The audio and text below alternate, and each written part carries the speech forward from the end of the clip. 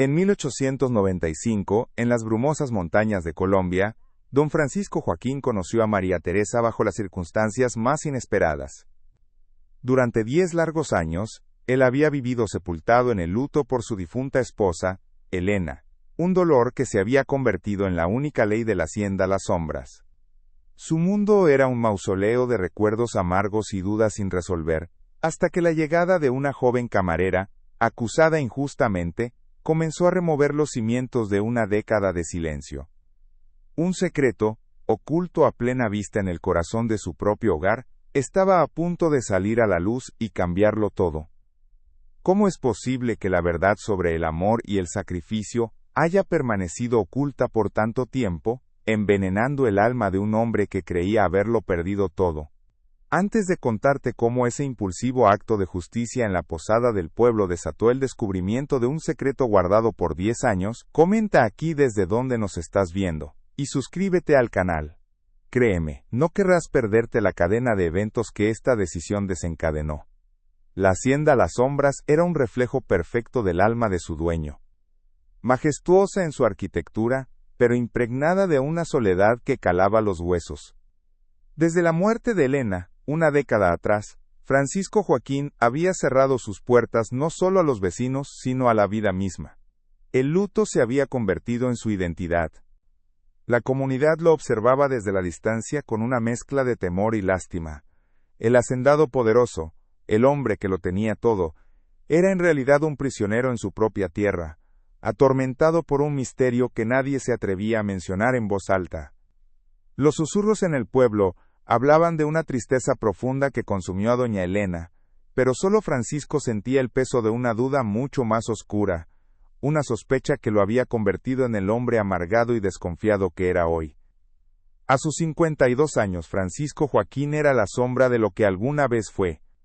Quienes lo recordaban antes de la tragedia hablaban de un hombre de risa fácil y corazón generoso, un patrón justo que conocía el nombre de cada trabajador. Ahora, su rutina era un ritual sombrío y predecible. Supervisaba la zafra desde el balcón de su estudio, sin pisar los campos. Cenaba solo en un comedor inmenso, donde el eco de los cubiertos contra el plato era la única compañía. Y pasaba las noches encerrado en su biblioteca, rodeado de los libros que Elena tanto amaba, no para leerlos, sino como una forma de tortura silenciosa. Cada objeto, cada rincón de esa casa, era un recordatorio constante de lo que creía haber perdido.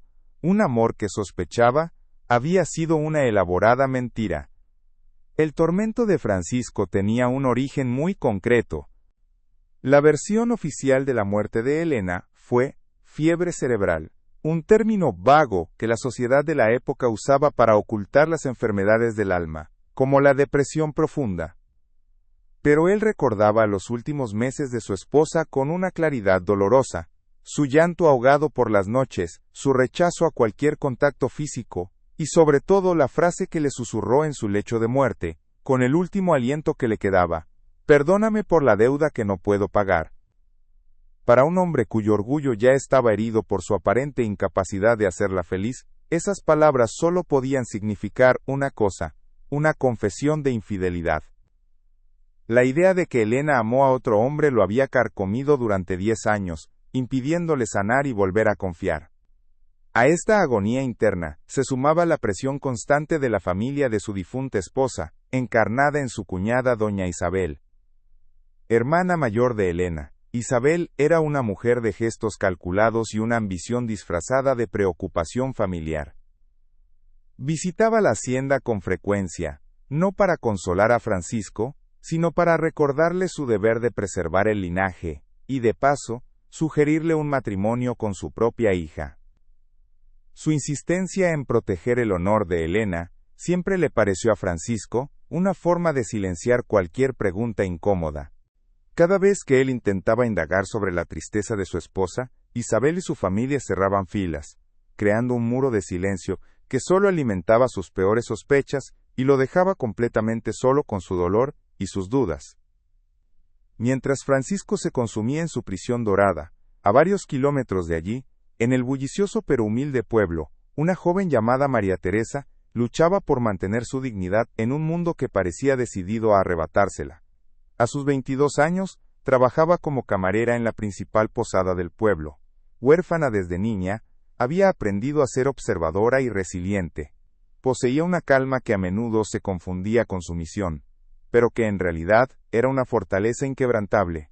Su vida era una rutina de trabajo agotador y miradas de desdén por parte de los clientes más adinerados, pero ella se aferraba a una decencia interior que le impedía doblegarse ante la injusticia, sin saber que pronto su camino se cruzaría con el del hombre más temido y solitario de la región. El pueblo era un microcosmos de la hipocresía social de la época. Por un lado, se mostraba un profundo respeto por las familias adineradas como la de Francisco Joaquín. Por otro, se deleitaban con los chismes y las tragedias ajenas. La historia de la muerte de doña Elena era el tema favorito de los susurros en el mercado y la iglesia. Algunos decían que se había quitado la vida, otros que padecía una enfermedad vergonzosa que la familia ocultaba. La figura de don Francisco, encerrado en su hacienda, solo alimentaba estas teorías, convirtiéndolo en un personaje casi mítico, un rey herido en su castillo. Era en este ambiente de juicios silenciosos y verdades a medias donde María Teresa intentaba ganarse la vida, ajena al drama que pronto la envolvería por completo. Un día, rompiendo su reclusión de años, Francisco Joaquín bajó al pueblo. No lo hizo por placer, sino por un asunto urgente relacionado con los suministros de la zafra que su capataz no había podido resolver. Su presencia en la plaza principal causó un silencio inmediato. La gente se apartaba a su paso, murmurando en voz baja. Decidió entrar en la posada para tomar un café y revisar unos documentos, buscando un rincón discreto donde pasar desapercibido. Fue allí, en medio del ruido de platos y conversaciones, donde sus ojos se posaron por primera vez en María Teresa, quien servía las mesas con una eficiencia silenciosa, sin levantar la mirada, como si intentara volverse invisible. La tensión en la posada estalló de repente. Un comerciante influyente, conocido por su arrogancia, comenzó a gritar, acusando a María Teresa de haberle robado una moneda de plata de su bolsillo mientras le servía. La joven, pálida pero firme, negó la acusación con la voz temblorosa. El dueño de la posada, temeroso de ofender a un cliente tan importante, no dudó un segundo. Agarró a María Teresa por el brazo y frente a todos, la despidió, exigiéndole que devolviera el dinero que no había robado. La humillación fue pública y brutal. María Teresa no lloró, simplemente se quedó allí, inmóvil, soportando las miradas acusadoras de todos los presentes, una figura de dignidad solitaria en medio de la crueldad. Fue en ese momento que algo se rompió dentro de Francisco Joaquín. El hombre que había evitado cualquier tipo de confrontación durante una década se puso de pie. El silencio en la posada se hizo total. Con una voz grave y oxidada por el desuso, se dirigió al comerciante. ¿Cuánto dice que le falta?, preguntó, con una autoridad que nadie se atrevió a cuestionar. Sin esperar respuesta, sacó un fajo de billetes, arrojó sobre la mesa mucho más del valor de la moneda perdida, y luego, se volvió hacia María Teresa.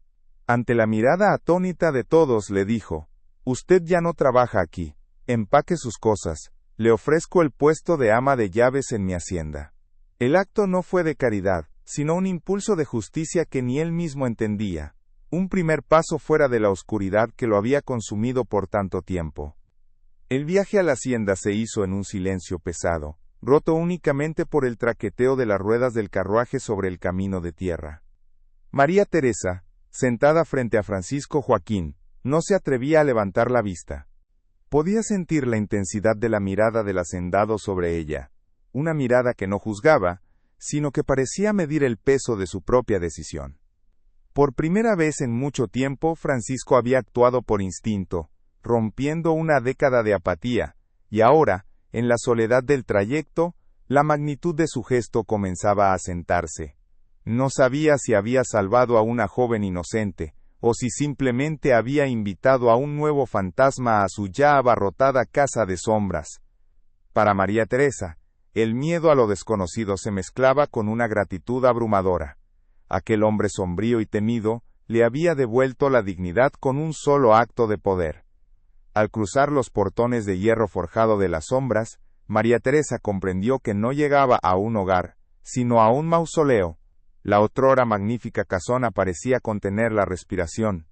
Los jardines, aunque cuidados en lo esencial, tenían un aire de abandono, con enredaderas que se aferraban a las columnas de piedra como si intentaran asfixiarlas. Dentro, el aire era denso y olía a madera vieja y a flores marchitas. El personal de servicio, compuesto por unas pocas almas leales y envejecidas, la recibió con una mezcla de sorpresa y recelo. Veían en ella no a una nueva ama de llaves, sino una perturbación en el orden sagrado del luto que don Francisco había impuesto como ley. Cada pasillo silencioso, cada mueble cubierto con una sábana blanca, era un testimonio del dolor petrificado que gobernaba aquel lugar. Las primeras órdenes de Francisco fueron tan precisas como impersonales. Le entregó un pesado manojo de llaves que tintinearon en el silencio del gran vestíbulo, un sonido casi profano en aquel santuario de quietud. Le explicó sus deberes con una voz monótona, detallando la administración de la cocina, la supervisión de la limpieza y la gestión de los suministros. Pero al final de sus instrucciones, su tono cambió, volviéndose duro como el acero. Señaló con un gesto un largo corredor que conducía al ala oeste de la casa, un pasillo que terminaba en una imponente puerta de roble cerrada a cal y canto. Esa ala permanece cerrada, nadie, bajo ninguna circunstancia debe entrar allí, es la única regla que no toleraré que se rompa. Era el ala de Elena, su santuario intocable, el corazón del misterio y del dolor que lo consumía. Durante sus primeros días, María Teresa se movió por la hacienda con la cautela de quien camina sobre un suelo de cristal. Aprendió rápidamente las rutinas de la casa, que giraban en torno a la soledad de su patrón. El desayuno se servía en el estudio, el almuerzo rara vez se tomaba, y la cena era un ritual sombrío en un comedor con capacidad para 20 personas, donde solo se ponía un cubierto. Observaba los detalles que revelaban la profundidad de la herida de Francisco. Los retratos de una mujer hermosa, de sonrisa melancólica, estaban cubiertos con velos de luto, los pianos permanecían cerrados y desafinados, y en la biblioteca, los libros favoritos de Elena seguían en las mesas, como si ella fuera a regresar en cualquier momento, para continuar su lectura. La casa no estaba de luto, estaba congelada en el instante exacto en que la vida la había abandonado. La soledad de Francisco era un muro casi físico. María Teresa lo veía pasar horas en su estudio, no trabajando, sino simplemente mirando por la ventana hacia los cañaverales, con una expresión de tormento que la sobrecogía. A veces por la noche, cuando el silencio era absoluto, creía oír el eco lejano de una melodía triste, como la de una caja de música, que se interrumpía abruptamente. Los sirvientes más antiguos, como Mateo el capataz, le mostraban un respeto distante. Hablaban de la difunta señora, con una mezcla de reverencia y temor, pero cuando María Teresa intentaba preguntar algo sobre ella, las conversaciones se cortaban y las miradas se volvían evasivas. Comprendió que el silencio no era solo una orden de Francisco, sino un pacto colectivo para no despertar a los demonios que dormían entre aquellas paredes. La noticia de la llegada de una joven y desconocida ama de llaves a las sombras corrió como la pólvora por la comarca, llegando inevitablemente a oídos de doña Isabel.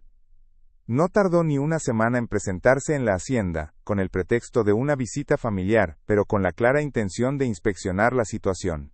Su llegada fue como una ráfaga de viento helado. Recorrió a María Teresa con una mirada despectiva de arriba abajo, juzgando su ropa humilde y su porte sereno. «Así que tú eres la nueva adquisición de mi cuñado», dijo, con un tono que convertía la palabra adquisición en un insulto. Para Isabel, la presencia de María Teresa era una anomalía peligrosa, una pieza que no encajaba en sus planes de mantener a Francisco bajo una influencia controlada y perpetuar un luto que le servía a sus propios intereses. La confrontación entre Francisco e Isabel tuvo lugar en el salón principal, un espacio que no se usaba desde hacía años. Con María Teresa presente bajo la excusa de servir el té, Isabel no se anduvo con rodeos. ¿En qué estabas pensando, Francisco? Recoger a una muchacha de la calle, una cualquiera acusada de robo. ¿Has olvidado el honor de esta familia? ¿El respeto que le debes a la memoria de Elena? Por primera vez en mucho tiempo Francisco no se amilanó.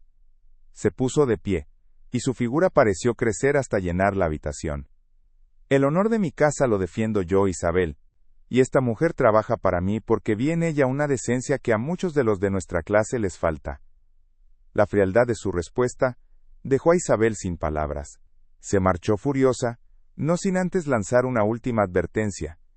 La gente hablará, y sus murmullos mancharán el nombre de mi hermana. Ese enfrentamiento cambió algo fundamental en la dinámica de la casa. María Teresa ya no era solo una empleada. Se había convertido, sin quererlo, en el catalizador de una rebelión silenciosa. Vio en la defensa de Francisco no un acto de afecto hacia ella, sino una afirmación de su propia voluntad, largamente dormida. Empezó a sentir una profunda empatía por aquel hombre, cuya amargura era solo la cáscara que protegía un dolor incomprensible. Una tarde, mientras limpiaba la platería, escuchó a dos de las sirvientas más ancianas susurrar en la cocina. «Pobre don Francisco», decía una. «Sigue culpándose por la tristeza de la señora Elena, pero él no sabe ni la mitad de la carga que ella llevaba». La otra la hizo callar de inmediato, pero esa frase se quedó grabada en la mente de María Teresa, como la primera pieza de un rompecabezas que no sabía que existía. Poco a poco, Francisco comenzó a tolerar la presencia de María Teresa en espacios que antes le eran vedados. Le pidió que organizara la biblioteca, un santuario que nadie había tocado en 10 años. Fue allí donde ella lo observó, en sus momentos más vulnerables. Lo vio una tarde, de espaldas a la puerta, sosteniendo un pequeño libro de poemas encuadernado en cuero. No lo leía, simplemente acariciaba la cubierta con el pulgar, con una delicadeza que contradecía sus manos ásperas de hacendado. Sus hombros se hundieron ligeramente, y por un instante, María Teresa vio al hombre que debió ser, antes de que la tragedia lo convirtiera en piedra. Sintió el impulso de decir algo, de ofrecer una palabra de consuelo, pero sabía que cualquier sonido rompería el frágil momento, y lo devolvería a su coraza de hostilidad. Un día, mientras regaba las pocas plantas que sobrevivían en el corredor principal, Francisco se detuvo a su lado. Ella se preparó para recibir una orden, pero en su lugar, él señaló un helecho cuyas hojas comenzaban a amarillar. «Ese era el favorito de mi esposa», dijo, con una voz ronca, casi un susurro. María Teresa se sorprendió tanto que tardó en responder. «Quizás solo necesita un poco más de luz y menos agua», sugirió ella en voz baja. Él la miró fijamente, y por primera vez, su mirada no parecía atravesarla, sino verla realmente. «Usted parece entender de cosas que aún viven», comentó él, con una melancolía que era casi una pregunta. «¿Cree que todavía se puede salvar?» La pregunta flotó en el aire, cargada de un significado que iba mucho más allá de una simple planta. Era la primera grieta en el muro de su soledad. Aquella conversación sobre el helecho moribundo, tan trivial en apariencia, fue la primera piedra que se movió en el muro de contención de Francisco. Días después, en un gesto que dejó perplejo a todo el personal de servicio, le encomendó a María Teresa una tarea que nadie había osado realizar en 10 años: organizar y limpiar las habitaciones del ala oeste, el santuario prohibido de Elena. Le entregó un segundo manojo de llaves, más pequeñas y oxidadas, con una sola advertencia: todo, excepto su dormitorio. Esa puerta no se abre. Para los sirvientes, fue una señal casi sacrílega. Para María Teresa, fue la prueba de una confianza frágil y recién nacida, una responsabilidad que pesaba más que cualquier trabajo físico que hubiera realizado en su vida. El ala oeste era como entrar en una fotografía sepia, un mundo detenido en el tiempo. El aire era pesado, cargado con el olor a polvo y a recuerdos estancados. Cada mueble estaba cubierto por una sábana blanca, creando siluetas fantasmales que se extendían por los pasillos silenciosos. María Teresa avanzó con un respeto casi religioso, sintiendo el peso de la historia en cada paso. No era solo polvo lo que limpiaba, sino una capa de dolor solidificado. Abrió las ventanas una por una, permitiendo que la luz del sol, un visitante extraño en aquellos rincones, entrara por primera vez en una década, revelando la opulencia marchita de lo que una vez fue el corazón vibrante de la hacienda.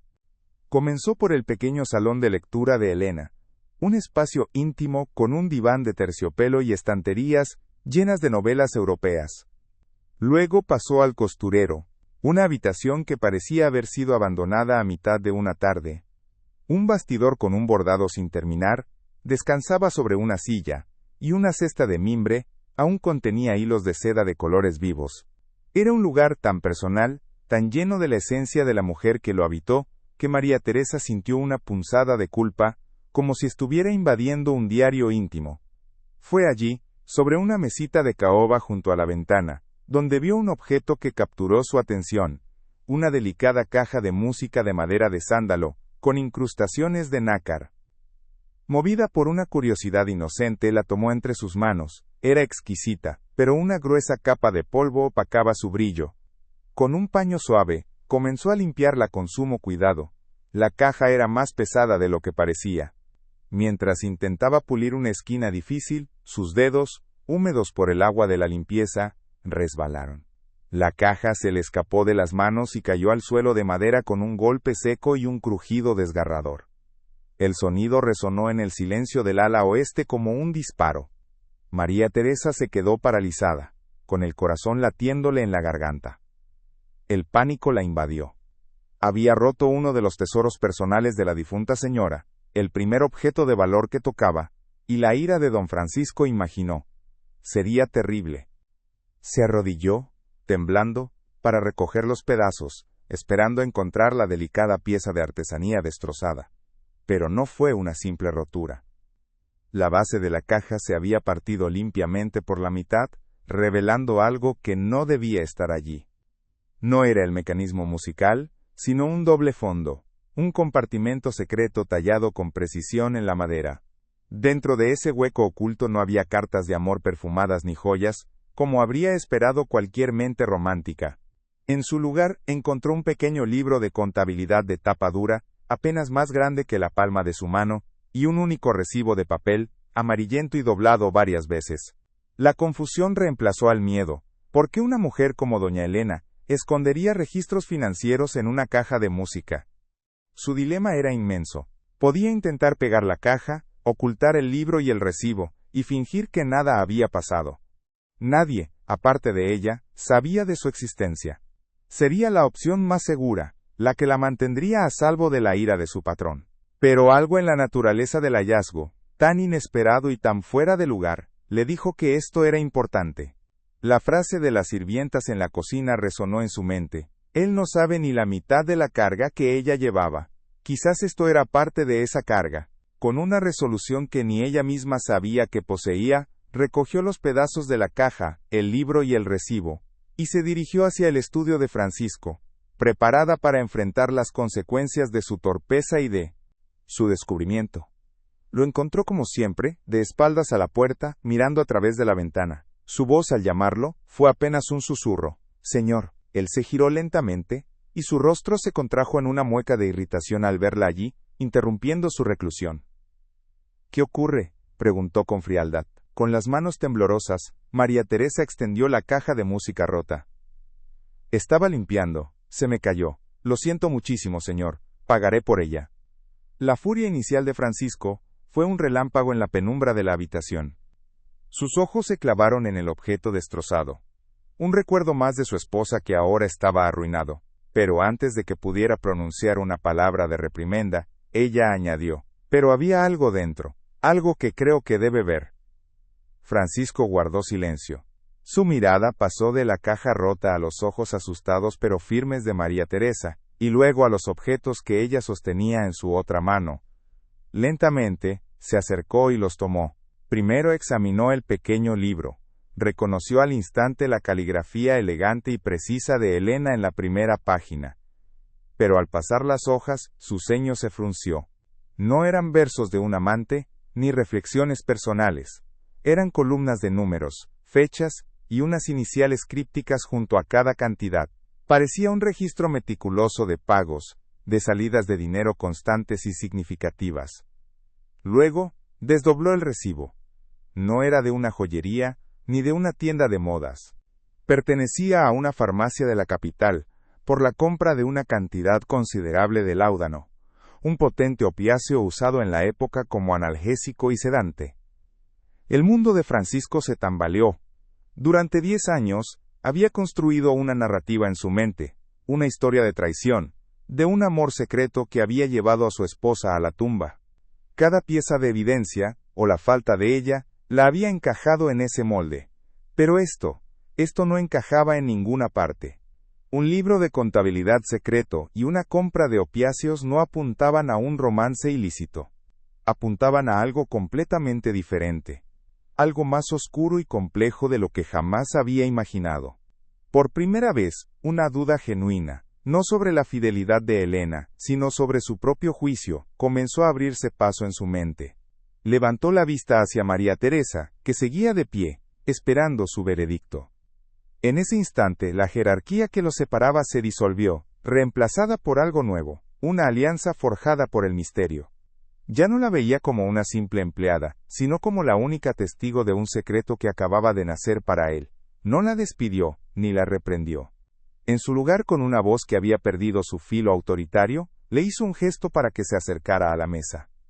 «Siéntese», dijo, no como una orden, sino como una invitación. Colocó el libro y el recibo bajo la luz de la lámpara de aceite, y la miró directamente.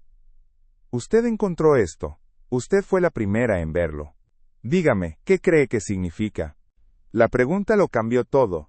Por primera vez en una década, Francisco Joaquín estaba pidiendo ayuda, admitiendo, sin palabras, que estaba perdido. María Teresa se quedó inmóvil, sintiendo el peso de aquella pregunta inesperada. Por primera vez, el hombre más poderoso de la comarca no le estaba dando una orden, sino pidiendo su parecer. Su mente, entrenada para la observación y la supervivencia, buscó la respuesta más simple y lógica, desprovista de la carga emocional que nublaba el juicio de Francisco. «Señor», comenzó con voz cautelosa, «quizás no son las iniciales de una persona. A veces, la gente anota las iniciales de un negocio, o de un lugar. Podría no ser un hombre». Esa simple posibilidad, tan obvia y a la vez tan lejana para una mente obsesionada con la traición, fue como una pequeña ventana que se abría en una habitación sellada. Francisco la miró, no con alivio sino con una confusión que era casi más dolorosa. Si no era un amante, entonces ¿qué era? Por primera vez en 10 años Francisco le dio voz a su tormento, no a una cuñada ambiciosa ni a un capataz leal, sino a la joven camarera que había rescatado por un impulso. Le contó sobre los últimos meses de Elena, su tristeza inexplicable, su rechazo físico, y finalmente, le confesó las palabras exactas que lo habían envenenado en su lecho de muerte. «Perdóname por la deuda que no puedo pagar». Mientras hablaba, su voz se quebró, perdiendo toda su dureza. ¿Qué otra deuda puede existir entre un esposo y su esposa, que no sea una de amor y fidelidad? Durante una década, he vivido con la certeza de que me traicionó, de que nuestro amor fue una mentira que la consumió. Confesar aquello en voz alta fue como arrancar una astilla profundamente clavada en su alma, dejando la herida expuesta y sangrante. María Teresa escuchó en silencio, sin interrumpir, sin mostrar lástima, sino una profunda y resonante comprensión. Ella, que había sido juzgada y condenada en la plaza pública por un crimen que no cometió, entendía perfectamente cómo una sospecha puede convertirse en una verdad absoluta en la mente de los demás.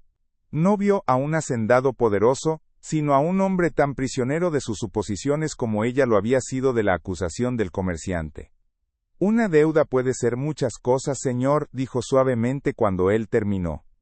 «A veces, las cargas más pesadas no tienen nada que ver con el corazón, sino con el honor, o con la protección de alguien a quien se ama». Sus palabras no ofrecieron una solución, pero sí una perspectiva diferente, una que Francisco, en su dolor, nunca se había permitido considerar. Aquella noche, el estudio de don Francisco se transformó.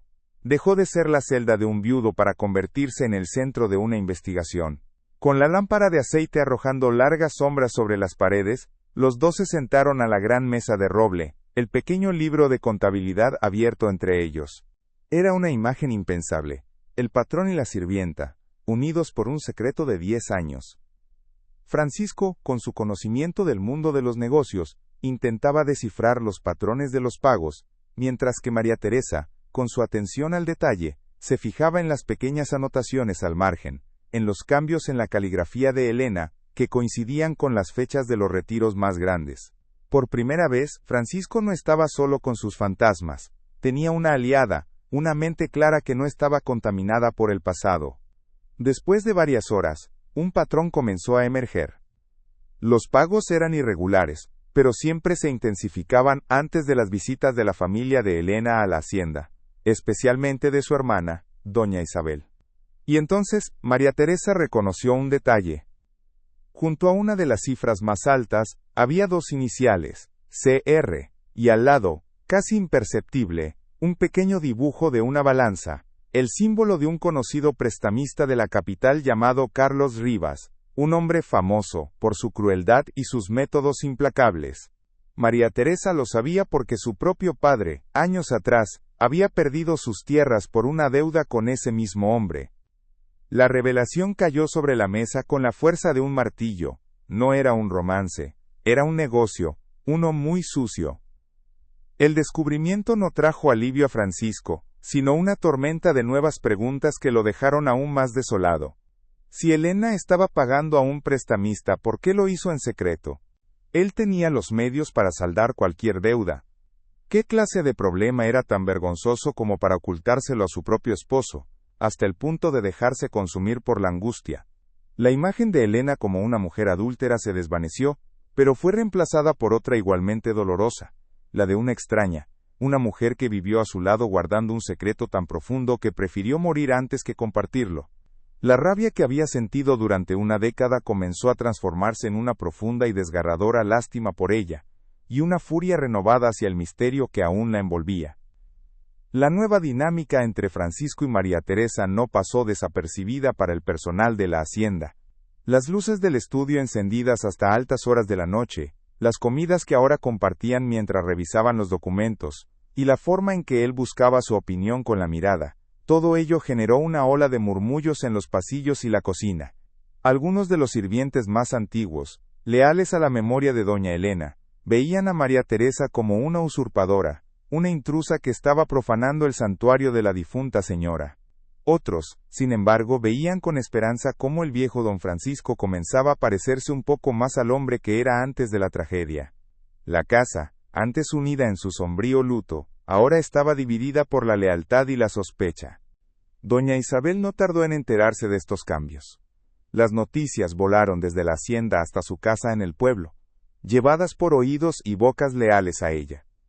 Regresó a la sombra sin anunciarse, con la furia apenas contenida tras una máscara de preocupación familiar.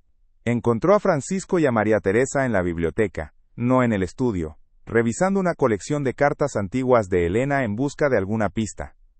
La escena la enfureció. ¿Qué significa esto, Francisco?, espetó, ignorando por completo a María Teresa. Permitir que esta mujer toque las pertenencias de mi hermana. Es que has perdido todo sentido del decoro.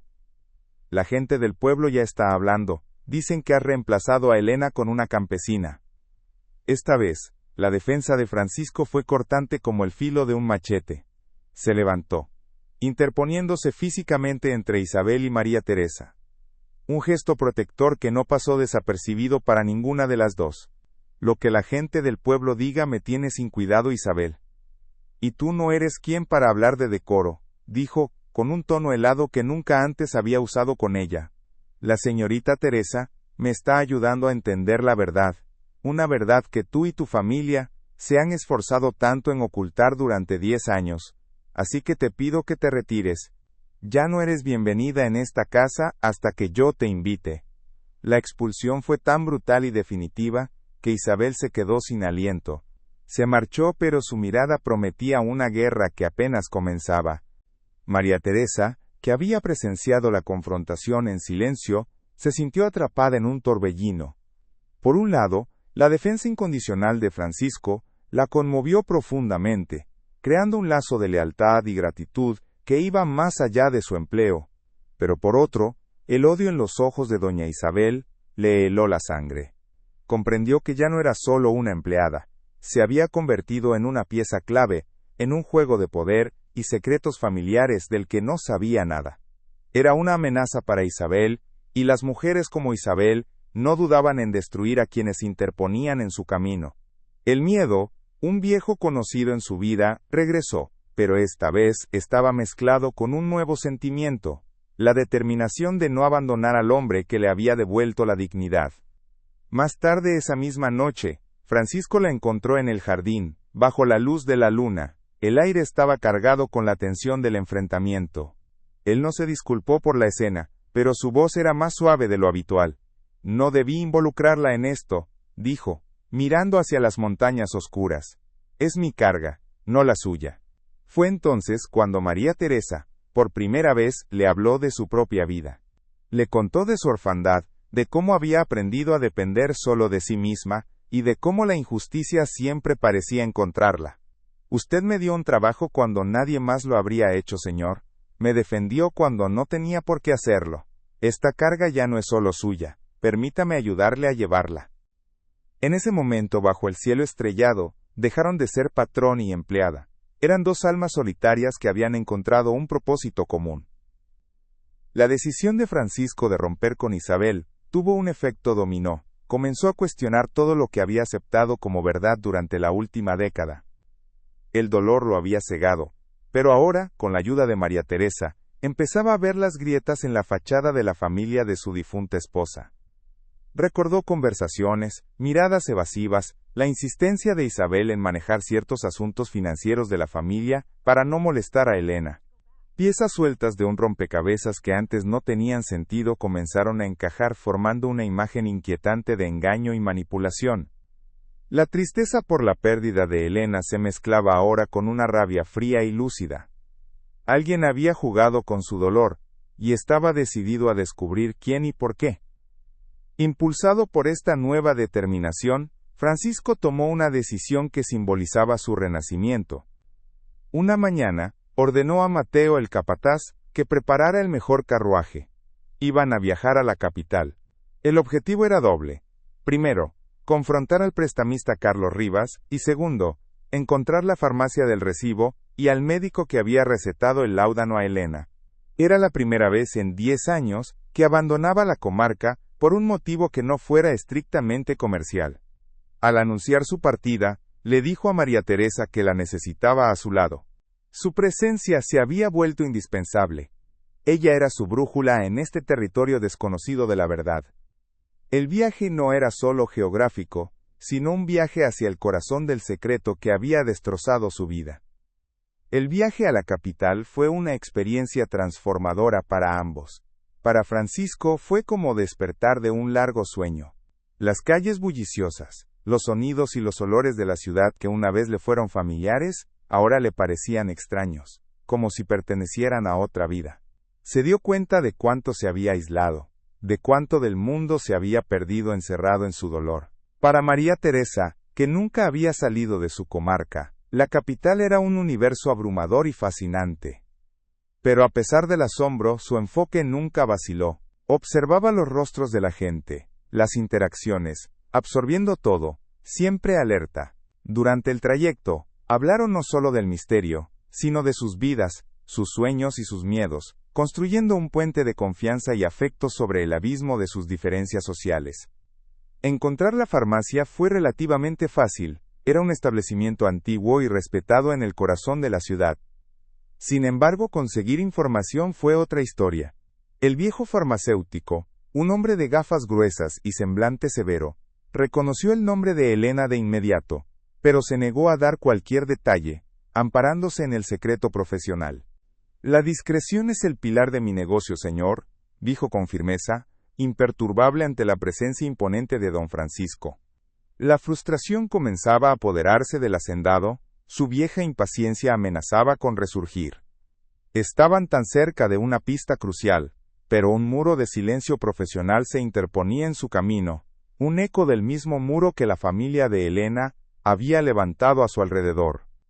Fue María Teresa quien logró romper la barrera. Mientras Francisco argumentaba con el farmacéutico, ella se acercó al mostrador, y con una voz suave y respetuosa, le habló no de la necesidad de saber, sino del peso de guardar un secreto.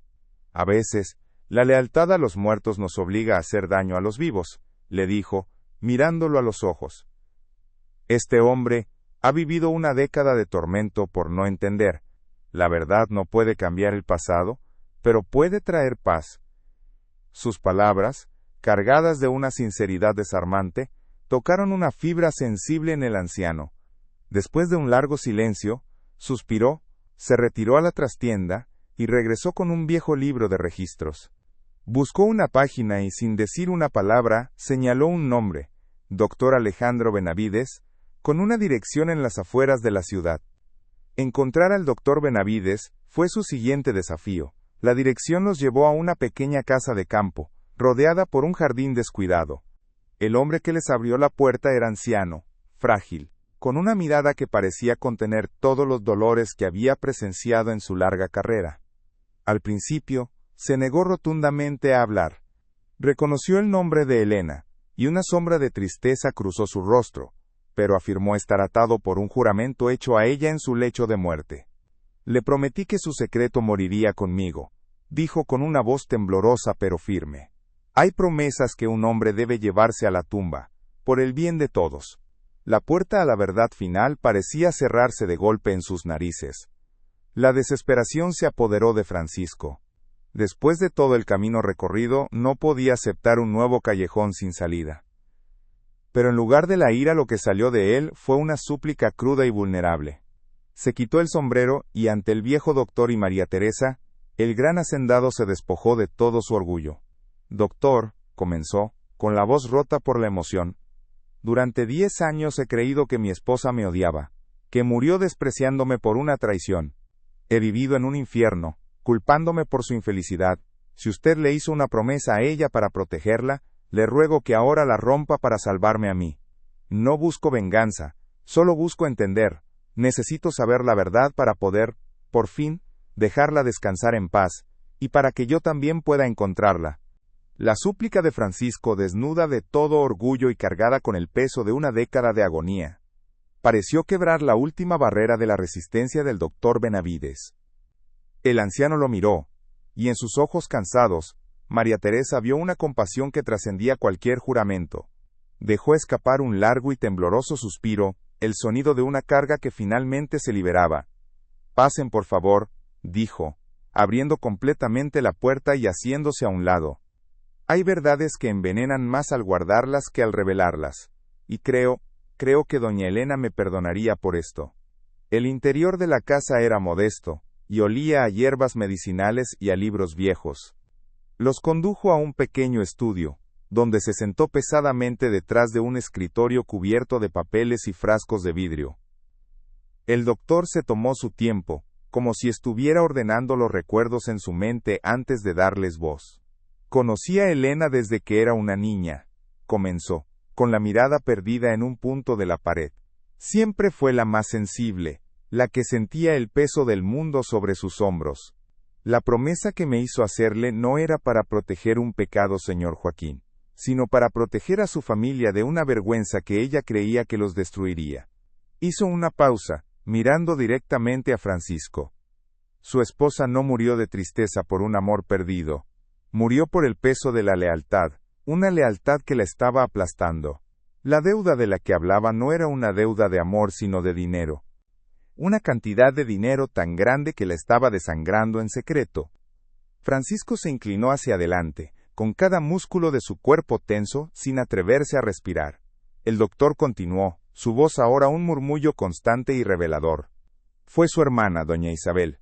Su esposo es un hombre bueno, pero ciego a los vicios de su mujer. Isabel había desarrollado una adicción al juego, a las cartas en los salones privados de la capital. Acumuló una deuda inmensa con un prestamista sin escrúpulos, un hombre llamado Carlos Rivas.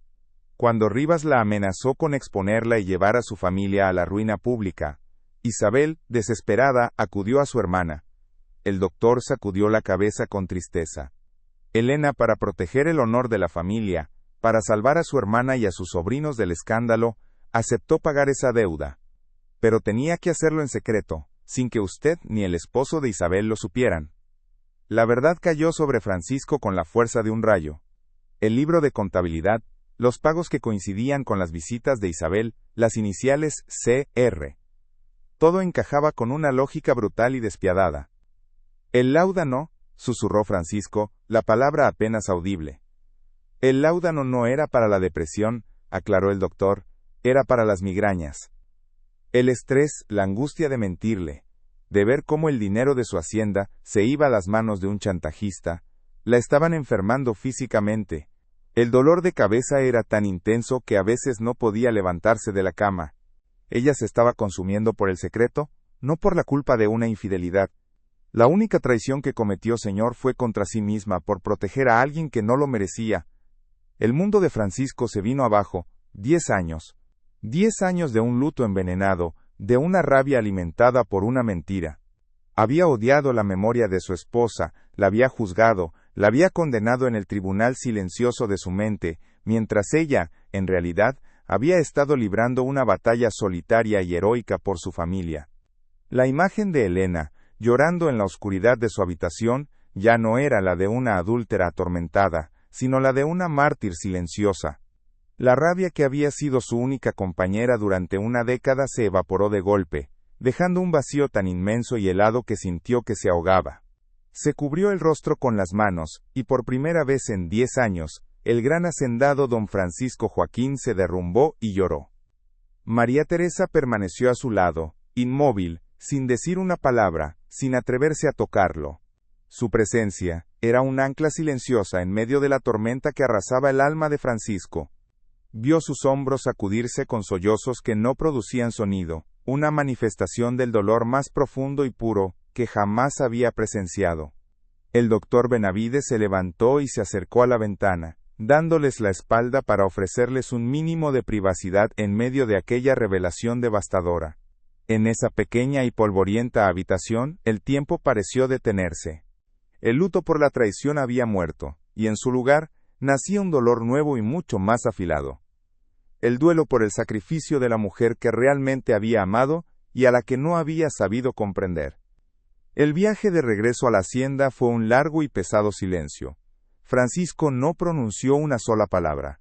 Se sentó erguido en el carruaje, con la mirada fija en el paisaje que pasaba, pero sus ojos no veían nada. Su rostro era una máscara de piedra, pero bajo la superficie, María Teresa podía sentir la furia que comenzaba a reemplazar al dolor. No era una furia explosiva, sino una ira fría, concentrada, la de un hombre al que le habían robado no solo a su esposa, sino 10 años de su vida. La verdad no lo había liberado, lo había armado. Ya no era un viudo atormentado, sino un juez que se dirigía a dictar sentencia. Y María Teresa supo, sin que él tuviera que decirlo, que la paz no llegaría hasta que se hiciera justicia. Al llegar a las sombras, la atmósfera de la casa pareció cambiar al instante. El personal, acostumbrado a la apatía de su patrón, sintió una nueva energía emanando de él, una autoridad afilada y peligrosa. Sus primeras órdenes fueron claras y precisas. «Preparen el gran comedor», le dijo a María Teresa, su voz desprovista de toda emoción. «Quiero que se pula la platería, que se usen los mejores manteles. Voy a ofrecer una cena. Invite a toda la familia de mi difunta esposa. A todos. Dígales que tengo un anuncio importante que hacer sobre el futuro de esta hacienda y el legado de Elena». La invitación era una trampa perfectamente diseñada, y María Teresa comprendió que el escenario para el acto final estaba siendo preparado. La noticia de la cena causó un gran revuelo en el pueblo y en la familia. Isabel fue la primera en confirmar su asistencia, su mente sin duda llena de visiones de victoria. Probablemente creía que Francisco finalmente había cedido, que anunciaría su matrimonio con su hija, o algún otro arreglo que la beneficiaría. Llegó a la hacienda esa noche con un aire de triunfo, vestida con sus mejores galas, seguida por su esposo y el resto de los parientes, todos ajenos a la tormenta que estaba a punto de desatarse. El gran comedor, que había permanecido en silencio durante una década, volvía a brillar bajo la luz de los candelabros, pero la opulencia del lugar solo servía para acentuar la tensión que se respiraba en el aire. Francisco los recibió con una cortesía helada que debería haberle servido de advertencia. Se sentó a la cabecera de la larga mesa, con María Teresa de pie, discretamente, cerca de la puerta, como una testigo silenciosa. Esperó a que todos estuvieran servidos, a que el vino llenara las copas y las conversaciones superficiales llenaran el silencio. Entonces, se puso de pie. El comedor enmudeció al instante. Todos los ojos se clavaron en él. «Gracias por venir», comenzó, su voz resonando en la sala. Los he reunido esta noche para honrar la memoria de mi esposa Elena. Durante 10 años hemos vivido bajo la sombra de su partida, creyendo una historia, una versión de su tristeza. Pero hoy, he descubierto la verdad. La mirada de Francisco se movió lentamente por cada uno de los rostros de la familia, deteniéndose finalmente en su cuñada. Siempre creí que la deuda de la que Elena me habló en su lecho de muerte era una deuda del corazón. Me equivoqué. Era una deuda de honor. El honor de esta familia, que ella se esforzó por proteger hasta su último aliento. Sacó el pequeño libro de contabilidad del bolsillo de su chaqueta y lo colocó sobre la mesa con un golpe seco. Ella no me traicionó a mí. Ella fue traicionada. Fue chantajeada para pagar deudas que no eran suyas. Deudas de juego Isabel. El nombre resonó como una sentencia. El rostro de Isabel perdió todo su color. Su esposo la miró, primero con confusión, y luego con un horror que comenzaba a despuntar. Elena desvió dinero de esta hacienda, su hogar, no para un amante, sino para salvarte a ti, Isabel, de la ruina y la vergüenza pública, continuó Francisco, su voz ahora un látigo. Se consumió en secreto, soportando un dolor físico y emocional insoportable, mientras tú la dejabas llevar esa carga sola. Y no solo eso.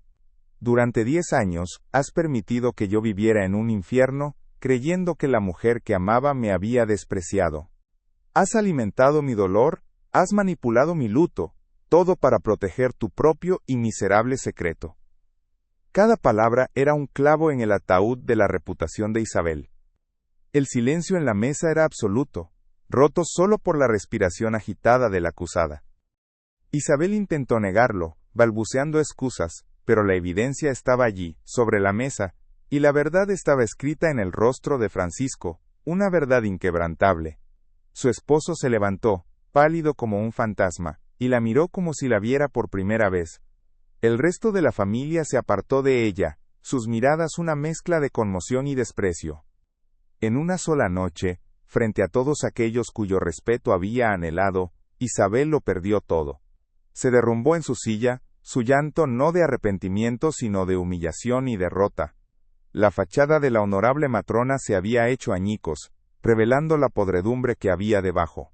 La justicia para Elena, aunque tardía, había sido finalmente servida. Después de la confesión implícita de Isabel, la cena terminó en un caos silencioso. La familia se retiró en desgracia, llevándose consigo los restos de su honor destrozado. Francisco permaneció de pie en el comedor vacío, el eco de la confrontación aún vibrando en el aire. No sentía triunfo, ni siquiera satisfacción, solo un inmenso y abrumador vacío. La verdad lo había liberado de la mentira, pero también lo había dejado con una nueva herida, la conciencia de la terrible soledad en la que su esposa había muerto. Se acercó al retrato de Elena en el salón, que esa misma tarde había ordenado que se descubriera del velo de luto. La miró a los ojos, y por primera vez en 10 años, la vio claramente. No a la traidora, sino a la mujer que amaba, una víctima de un sacrificio silencioso. María Teresa se acercó a él, llevando una copa de agua. Él la aceptó sin mirarla. «Se ha hecho justicia, señor», dijo ella en voz baja. Él negó con la cabeza. La justicia no puede devolverle la paz que le robaron, ni a ella ni a mí los años que perdí odiándola. Se giró para mirarla, y en sus ojos había una vulnerabilidad que nunca antes había mostrado. Todo este tiempo, estuve de luto por la persona equivocada. Lloré por un fantasma que yo mismo inventé, mientras la verdadera Elena sufría sola. En esa confesión, María Teresa no vio solo a un hombre lamentando su pasado, sino a un hombre que finalmente estaba listo para comenzar a sanar, aunque el camino por delante fuera largo y doloroso. Los días que siguieron a la confrontación fueron de una calma extraña. La hacienda, las sombras, comenzó a despertar de su largo letargo. Francisco ordenó que se abrieran todas las ventanas, que se quitaran todas las sábanas de los muebles y que se cuidaran los jardines. La luz y el aire fresco volvieron a circular por los pasillos que durante tanto tiempo habían estado impregnados de tristeza. Rompió todo lazo con la familia de Isabel, devolviéndoles cualquier objeto que perteneciera a ellos, y prohibiéndoles la entrada a sus tierras para siempre. No fue un acto de venganza, sino de purificación. Estaba limpiando su casa y su vida de la toxicidad que la había envenenado durante tanto tiempo. Su relación con María Teresa también se transformó. Ya no era simplemente su ama de llaves. Era su confidente, la única persona que había presenciado su momento más bajo, y que conocía la verdad completa. Pasaban horas hablando, no solo del pasado, sino también del futuro. Él le preguntaba sobre sus sueños, sobre la vida que había dejado atrás en el pueblo. Por primera vez, se interesaba genuinamente por alguien más allá de su propio dolor. Y en sus conversaciones, descubrió en ella una sabiduría y una fortaleza que lo maravillaban. Ella no intentaba consolarlo ni apresurar su duelo, simplemente estaba allí, una presencia constante y serena que le daba el espacio que necesitaba para encontrar su propio camino hacia la paz. Una tarde, mientras caminaban por los campos de caña al atardecer, Francisco se detuvo. El sol teñía el cielo de tonos anaranjados y púrpuras, y un viento suave mecía las altas hojas. «Salvaste mi vida, María Teresa», dijo, su voz ronca por la emoción. «Llegaste a esta casa como una extraña, y me devolviste la verdad. Me enseñaste que la justicia es posible, incluso cuando toda esperanza parece perdida». Ella lo miró, y en sus ojos no había servilismo, sino un afecto profundo y genuino. «Usted me salvó primero, don Francisco. Me devolvió la dignidad cuando todos me la habían quitado. Quizás solo estábamos destinados a salvarnos el uno al otro». En ese momento, bajo el vasto cielo de Colombia, una nueva historia de amor, nacida de las cenizas de una vieja tragedia, comenzó a escribirse. La declaración de aquella noche no trajo consigo la paz, sino una calma desoladora que se instaló en el gran comedor, ahora vacío y silencioso. Francisco no sintió el calor de la victoria, sino el frío de un vacío inmenso. La ira que lo había sostenido durante una década, se había disipado, dejando al descubierto una herida mucho más profunda, la del arrepentimiento. Se acercó al retrato de Helena, ahora libre del velo de luto, y la miró a los ojos como si fuera la primera vez. Vio en ellos, no a la mujer que lo había traicionado, sino a la que había sacrificado su propia vida por un código de honor familiar que la aplastó. Comprendió que su verdadero luto, el duelo por la mujer que realmente fue, apenas comenzaba, y que sería un camino que tendría que recorrer sin la armadura del rencor que lo había protegido por tanto tiempo. A la mañana siguiente, un nuevo sol pareció entrar en la hacienda a las sombras. Francisco se levantó con una determinación que no había sentido en años. Sus primeras órdenes resonaron por toda la casa, sorprendiendo al personal de servicio. «Abran todas las ventanas. Retiren cada velo, cada crespón de luto. Quiero que la luz entre en cada rincón de esta casa». Los sirvientes, liderados por un perplejo pero obediente Mateo, se movieron con una mezcla de temor y asombro. Ver al patrón desmantelar activamente el mausoleo que él mismo había construido, era como presenciar un milagro. Las pesadas cortinas de terciopelo fueron descorridas, y los rayos del sol, por primera vez en 10 años, bailaron sobre el polvo de los muebles, revelando un mundo que había estado esperando pacientemente para volver a la vida. María Teresa no fue una mera espectadora de esta transformación, se convirtió en su arquitecta silenciosa. No esperaba órdenes, sino que anticipaba las necesidades de un alma que despertaba. Fue ella quien sugirió abordar el jardín, que se había convertido en un laberinto de maleza y flores marchitas. «Las flores no deberían morir con las personas, señor», le dijo con suavidad. «Quizás para honrarla de verdad, deberíamos llenarlo de vida nueva». Francisco asintió, incapaz de articular palabra. Juntos, pasaron días enteros trabajando la tierra.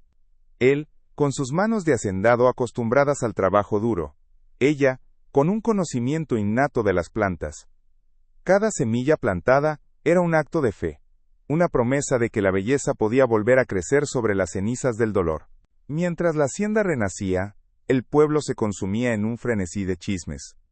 La historia de la cena y la humillación pública de doña Isabel se extendió como un reguero de pólvora, magnificada y distorsionada con cada repetición. La figura de Francisco Joaquín cambió drásticamente en el imaginario popular. Dejó de ser el viudo trágico y respetado para convertirse en un hombre impredecible y, para algunos, escandaloso.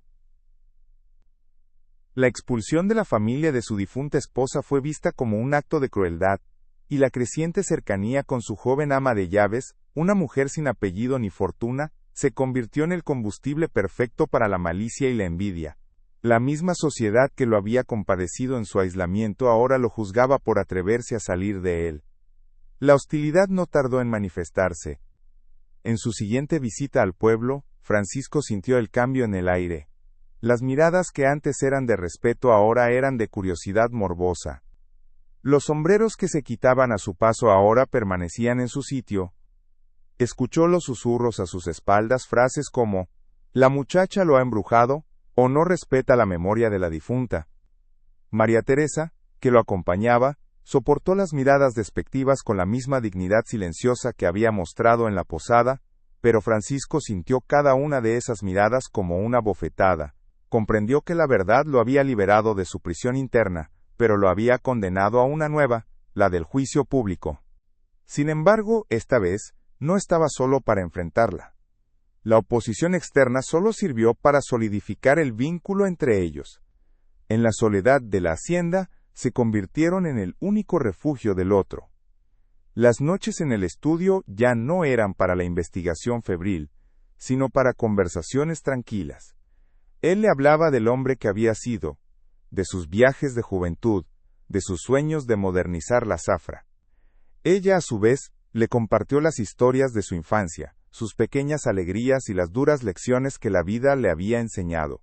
Descubrieron que, a pesar del abismo social que los separaba, sus almas hablaban un lenguaje común, el de la resiliencia, la lealtad y una profunda sed de paz. La gratitud inicial de María Teresa se había transformado en un afecto profundo, y la admiración de Francisco por ella se estaba convirtiendo en algo mucho más poderoso. Un día, mientras organizaban la biblioteca, un ritual que se había vuelto parte de su nueva rutina, Francisco tomó un libro de poesía de un estante. Era uno de los favoritos de Elena. Lo abrió en una página marcada, y, con una voz que al principio vaciló, pero que luego se afirmó, comenzó a leer en voz alta. El poema hablaba del amor que sobrevive a la muerte, no como un fantasma, sino como una semilla que puede volver a florecer en otra tierra. Cuando terminó, el silencio llenó la habitación. María Teresa lo miraba con los ojos húmedos. No era un acto de recuerdo doloroso, sino de liberación. Estaba compartiendo la memoria de Elena con ella, no como un rival, sino como un legado. En ese momento María Teresa comprendió que él no buscaba reemplazar a su esposa, sino aprender a amar de nuevo. El punto de inflexión final llegó una tarde lluviosa. Francisco la llevó al ala oeste, al dormitorio de Elena, la única habitación que había permanecido sellada. Por primera vez, abrió la puerta. Dentro, todo estaba exactamente como ella lo había dejado. Sobre el tocador, había una caja de madera tallada. Con manos temblorosas, la abrió. No contenía joyas ni cartas comprometedoras, sino bocetos de flores, semillas secas guardadas en pequeños sobres de papel y un diario. Un diario no de secretos oscuros, sino de observaciones botánicas y planes para el jardín. Era el testamento de una mujer apasionada por la vida, no por la muerte. Francisco cerró la caja con suavidad. «Esto es lo que ella era», susurró. «Y esto es lo que Isabel me robó». Fue el último adiós al fantasma, y el primer hola a la memoria real. La reorganización de su vida no pasó desapercibida para los restos de la familia de Elena. Un primo lejano, actuando como emisario de la facción deshonrada, se presentó en la hacienda con el pretexto de ofrecer su apoyo. Su verdadero propósito, sin embargo, era claro. «Francisco, la gente está hablando», dijo con una falsa preocupación. «Esta situación con la muchacha no es apropiada, está manchando el buen nombre de Elena. Deberías enviarla lejos, con una buena compensación, por supuesto. Es lo que una persona decente haría». El insulto velado hacia María Teresa fue la última gota que colmó la paciencia de Francisco. La calma con la que lo había soportado todo hasta ese momento se resquebrajó, dando paso a una furia helada y definitiva. Se puso de pie, su estatura pareciendo llenar toda la habitación, y miró al primo con un desprecio tan absoluto que el hombre retrocedió un paso. Decencia, repitió Francisco la palabra sonando como veneno. Ustedes no saben nada de decencia. Mi casa fue profanada por la mentira y la codicia de su familia durante 10 años. La señorita Teresa, con su dignidad y su valor, ha traído más honor a este hogar en unos pocos meses que todos ustedes en una vida entera. Así que le diré lo que es apropiado, que usted se marche de mi propiedad ahora mismo y le comunique a su familia que el nombre de Elena ya no les pertenece. Su memoria ahora está bajo mi protección, y la de la única persona en este mundo en la que confío. Su sentencia fue tan final que el primo se marchó sin decir una palabra más. Esa noche, la tensión del enfrentamiento aún flotaba en el aire. Francisco encontró a María Teresa en el jardín, que bajo su cuidado había comenzado a florecer con una vitalidad asombrosa. La luna llena bañaba las flores con una luz plateada. Él se quedó a su lado en silencio por un largo rato, simplemente observándola. No hubo una declaración de amor apasionada, ni una propuesta de matrimonio formal. En su lugar, le habló con una honestidad brutal y conmovedora. No sé qué será de nosotros, María Teresa. La sociedad nos juzgará. El camino no será fácil, pero lo que sí sé es que esta casa dejó de ser una tumba el día que tú entraste por esa puerta. No quiero volver a la oscuridad. No puedo. La miró, y en sus ojos ella vio no solo gratitud sino una súplica. La respuesta de María Teresa no fue inmediata. Miró el jardín, el fruto de su trabajo conjunto, un símbolo de su historia. Vio las cicatrices en la tierra, pero también los brotes nuevos y fuertes. Las sombras no desaparecen, don Francisco, dijo finalmente, su voz firme pero suave. Se aprende a vivir con ellas, a encontrar la luz entre ellas. Yo no le temo a la oscuridad, ni a los susurros de la gente. He vivido con ambos toda mi vida. Se giró para mirarlo, y una pequeña sonrisa se dibujó en sus labios. Me quedaré, no por gratitud, ni por deber, sino porque este lugar junto a usted ha comenzado a sentirse como un hogar. No era una promesa de felicidad eterna, sino algo mucho más real, un compromiso de enfrentar juntos lo que viniera.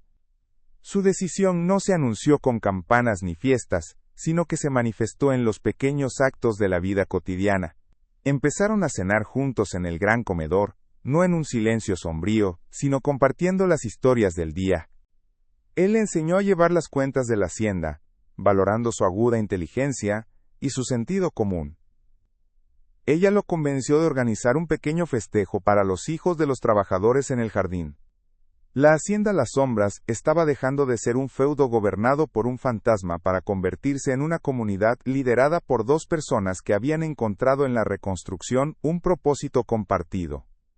El personal, al principio receloso, comenzó a ver en su unión no un escándalo, sino la salvación de la hacienda y del hombre al que servían. El mayor acto de transformación ocurrió en el ala oeste. Un día, Francisco le anunció a María Teresa su decisión. El antiguo salón de lectura de Elena, lleno de sus libros y sus sueños de botánica, no permanecería cerrado como un santuario. Con la ayuda de los carpinteros de la hacienda, lo convirtieron en una pequeña escuela. María Teresa, que apenas sabía leer y escribir pero que poseía una sabiduría inmensa, se convirtió en la primera maestra para los niños de los cañaverales, aquellos que nunca habían tenido la oportunidad de sostener un libro. La memoria de Elena ya no sería honrada con el silencio y el luto, sino con el sonido de las risas de los niños y la promesa de un futuro mejor. Era el legado más hermoso que podían ofrecerle. Un año después, la hacienda Las Sombras era irreconocible, no en su estructura, sino en su espíritu. Los trabajadores ya no la llamaban así. En susurros cariñosos, la habían rebautizado como La Despertada. Francisco Joaquín ya no era el hombre temido y amargado. Las líneas de su rostro se habían suavizado, y quienes lo veían de cerca decían que sus ojos habían recuperado un brillo que se creía perdido para siempre. A menudo se le veía caminando por los jardines de la mano de María Teresa, no como un patrón con su protegida, sino como un hombre con su compañera, su igual. Habían construido una fortaleza no de piedra y riqueza, sino de confianza mutua y respeto, inmune a los juicios de un mundo que nunca entendería su viaje. Una tarde, mientras el sol se ponía tiñendo de oro los campos de caña, Francisco observaba a María Teresa leerles un cuento a un grupo de niños sentados bajo el viejo samán del jardín. La escena era de una paz tan profunda que le llenó los pulmones de un aire nuevo. Comprendió entonces la lección final que la vida le había deparado. El peor veneno no era la verdad dolorosa que había descubierto, sino la mentira piadosa que lo había obligado a vivir en una tumba de silencio. Y la verdadera salvación, la que sana el alma y le devuelve el sentido a la existencia, llega a veces en la forma de una extraña, una persona que, con el simple acto de limpiar el polvo de una habitación olvidada, se atreve a abrir las ventanas que más tememos. Si crees que ninguna víctima debe ser olvidada y que la búsqueda de la verdad es fundamental, por favor, comparte este video. No olvides suscribirte para más investigaciones profundas sobre casos que necesitan ser contados. Gracias por escuchar.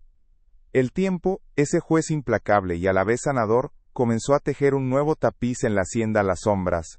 La verdad, una vez revelada, no trajo consigo una alegría explosiva ni un final de cuento de hadas, sino algo mucho más profundo y duradero, una paz laboriosa. Francisco y María Teresa no se encontraron en la euforia de un romance arrebatado, sino en la calma de dos náufragos que, tras sobrevivir a la misma tormenta, decidían construir juntos una nueva orilla. Su amor no fue un fuego que consumió el pasado, sino una luz tenue y constante que les permitió, por primera vez, verlo con claridad, sin el velo del dolor, ni de la mentira. Su legado no sería una historia de pasión, sino un testamento de reconstrucción. El vínculo que se forjó entre ellos era más complejo y resistente que el de muchos amantes. No estaba cimentado en promesas susurradas a la luz de la luna, sino en la cruda realidad de los días compartidos.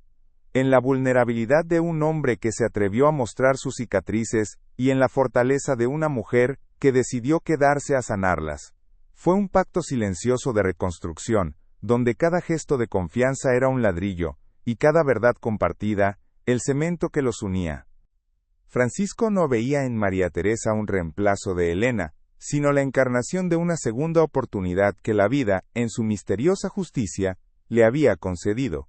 Y ella vio en él no a un salvador, sino a un compañero de viaje, un alma a la que podía anclar la suya. La memoria de Elena no fue borrada, fue en cambio honrada con la verdad. Francisco comprendió que el mayor tributo a su difunta esposa no era perpetuar un luto basado en una mentira, sino transformar su sacrificio silencioso en algo fértil y lleno de vida. El ala oeste, antes un santuario de dolor estancado, se convirtió en el corazón palpitante de este nuevo propósito. El amor de Elena por la vida, por el conocimiento y por la belleza de las cosas sencillas, como las flores de su jardín, se transformó en el legado más puro que un ser humano puede dejar, la oportunidad para otros. Su espíritu no habitaba ya en los retratos cubiertos de luto, sino en el futuro que se estaba sembrando en su nombre. La pequeña escuela en el antiguo salón de lectura, se convirtió en un símbolo viviente de esta resignificación. El eco de las risas infantiles reemplazó el silencio sepulcral que había reinado durante una década. Los hijos de los trabajadores, que antes veían la casa grande con una mezcla de temor y distancia, ahora corrían por sus pasillos con libros bajo el brazo. María Teresa, con una paciencia y una dedicación infinitas, les enseñaba no solo a leer y a escribir, sino a creer que sus vidas podían ser más que una herencia de trabajo en los cañaverales. Cada niño que aprendía una nueva palabra era una victoria contra la oscuridad, un testimonio de que el dolor, cuando se procesa con amor, puede convertirse en una fuente de luz para otros. Los susurros del pueblo no cesaron, pero perdieron su poder. La sociedad, con su rígido código de honor y sus juicios superficiales, nunca podría comprender la profundidad de la transformación que había ocurrido en la hacienda Las Sombras. Francisco y María Teresa aprendieron a vivir de espaldas a ese murmullo, no con arrogancia, sino con la serena confianza de quienes conocen su propia verdad. Construyeron una fortaleza invisible a su alrededor, hecha no de muros de piedra sino de respeto mutuo, y de un propósito compartido. Su mundo ya no se regía por las apariencias, sino por la autenticidad de sus acciones y la solidez de su compromiso, un universo propio donde la única opinión que importaba era la del otro. Su unión se consolidó en la cotidianidad, ya no era el patrón y la empleada, sino dos estrategas que planeaban juntos el futuro de la hacienda. Se les veía a menudo al amanecer, caminando entre los cañaverales, discutiendo sobre nuevas técnicas de cultivo, o sobre el bienestar de los trabajadores.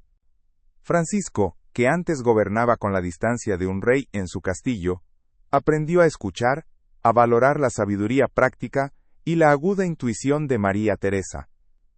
Ella, a su vez, encontró en la administración de la hacienda un espacio donde su inteligencia y su capacidad de organización, antes reprimidas por su condición social, pudieron florecer plenamente.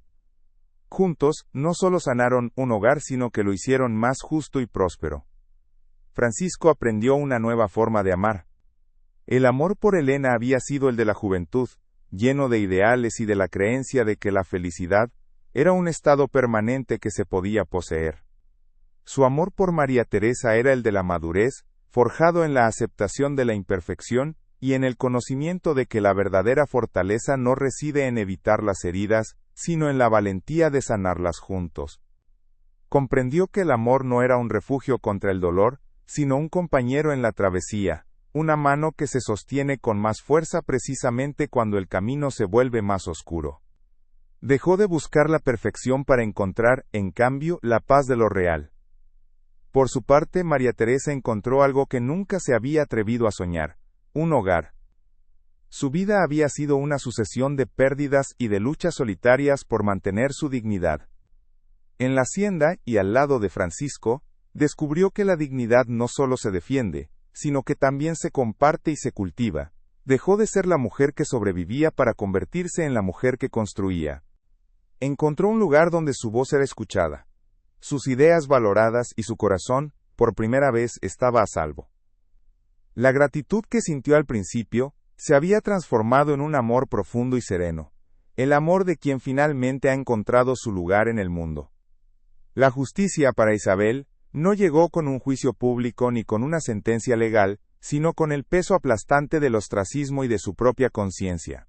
Abandonada por su esposo, quien no pudo perdonar la magnitud de su engaño, y repudiada por la misma sociedad cuyo favor tanto anhelaba, terminó sus días en una soledad mucho más amarga que la que había sufrido Francisco. Su prisión no tenía barrotes, pero era infranqueable, construida con los ladrillos de su propia codicia y de la vergüenza que la perseguiría hasta el final. La vida, a su manera silenciosa y precisa, se había encargado de cobrar la deuda que ella nunca estuvo dispuesta a pagar. La hacienda Las Sombras dejó de ser un nombre susurrado con temor. Entre los trabajadores, en conversaciones al final de la jornada, comenzaron a llamarla de otra manera, un apodo nacido del cariño y de la observación directa de su renacimiento: la despertada. Porque eso era lo que había ocurrido. La tierra misma parecía responder a la nueva energía, los cultivos se volvieron más abundantes, y los jardines, antes un testamento de abandono, explotaron en una sinfonía de colores y fragancias. La casa había despertado de una larga pesadilla, y con ella, todos los que vivían bajo su sombra, que ahora era una sombra protectora y llena de vida. Un atardecer, Francisco encontró un viejo daguerrotipo de Elena, uno de su juventud, donde su sonrisa era genuina y llena de luz. Lo colocó en su escritorio, junto a un pequeño y delicado retrato que un pintor ambulante había hecho de María Teresa. No sintió conflicto ni deslealtad. En su corazón, había espacio para ambas. Elena era el ancla de su pasado, la lección dolorosa sobre el sacrificio y el perdón.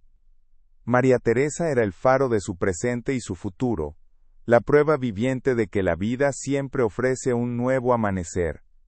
Francisco ya no veía un fantasma y un reemplazo. Veía dos capítulos de una misma vida, una vida que a pesar de todo, había valido la pena vivir. Comprendieron que el pasado no era una cadena que los ataba, sino una raíz que, aunque nacida en tierra dolorosa, les había dado la fuerza para crecer más alto. La historia de Elena, de su sacrificio y de la injusticia que sufrió, no fue olvidada. Se convirtió en la piedra angular sobre la que construyeron su nuevo mundo, un recordatorio constante de la importancia de la verdad, la compasión y la lealtad. No vivían a pesar de su pasado, sino gracias a él. Habían aprendido la lección más difícil: que las cicatrices no son un signo de debilidad, sino un mapa de todas las batallas que hemos logrado sobrevivir. Su historia se convirtió en una leyenda silenciosa en la comarca, una que se contaba en voz baja no por escándalo, sino con una especie de asombro reverencial. Era la historia de cómo el amor puede adoptar muchas formas, y de cómo, a veces, la más poderosa no es la que nace de la pasión, sino la que florece de la compasión. Francisco y María Teresa nunca buscaron la aprobación del mundo, pues habían encontrado en su unión un universo entero. Su legado no quedó escrito en los libros de historia de las grandes familias, sino en el corazón de los niños que aprendieron a leer en su escuela y en la memoria de una hacienda que aprendió a despertar del luto. Y así, en la quietud de los campos de caña, bajo el mismo cielo que había sido testigo de tanto dolor, una nueva verdad echó raíces. Aquella tarde, mientras el sol se ponía, Francisco Joaquín comprendió que la verdadera sanación no consiste en olvidar las sombras, sino en aprender a encender una luz en medio de ellas. Y que el amor más valiente no es el que promete un mundo sin oscuridad, sino el que se atreve a tomar tu mano y a caminar contigo a través de ella, con la certeza de que, mientras estén juntos, siempre encontrarán el camino de regreso a la luz.